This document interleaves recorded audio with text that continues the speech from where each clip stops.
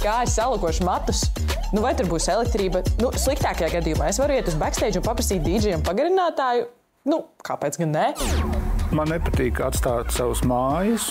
Šeit es domāju tiešām vairākas mājas. Kad cilvēki saka, braucam uz festivālu, viņi vienmēr runā par dejām līdz rītam, garšīgiem dzērieniem, ēdieniem un ballīti, kas notiek festivālā. Bet neviens nekad nepiemin tos īstos izaicinājumus. Ja kaut kas ir zemāk par 5 zvaigznēm, es vēl pieņemu 4,5, bet tas jau ir ļoti demokrātisks līmenis. Dzīvošana Telšpilsētiņā, tas liekas ok, līdz tu no rīta pamosties un tev kāds pie galvas spēlē ukuleli. Vislabākais gultas matrats ir no plucinātām zosu spalvām, un vislabākās zosis aug Somijā.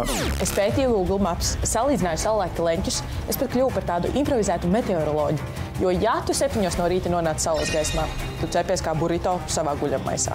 Ja mēs salīdzinām manas vēlmes ar vēdekli, tad visprecīzāk viņu spēja man parādīt tieši promenādu hotelu Liepājā ar skatu, ar brokastīm un ar spā. Es biju veikalā skatīties teltis, un uz vienas no tām bija rakstīts radīts ekstremāliem laikapstākļiem. Man nevajag neko tik ekstremālu, man vajag kaut ko, kas izturēs 3 dienas Summersoundā.